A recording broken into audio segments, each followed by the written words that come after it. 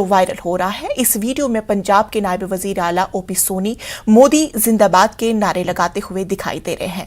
Video 5 जनवरी का बताया जा रहा है। ओपी सोनी वजीर आजम नरेंद्र मोदी के प्रोग्राम में शिरकत करने के लिए जा रहे थे, लेकिन हाईवे पर बीजेपी कारकुनान ने उनके काफिले को घेर लिया और नारेबाजी शुरू कर दी। पंजाब के नायब वजीर आला ओपी सोनी को बीजेपी कारकुनान की आवाज में मिलानी पड़ी और किसी तरह उनसे पीछा छुड़ाना पड़ा।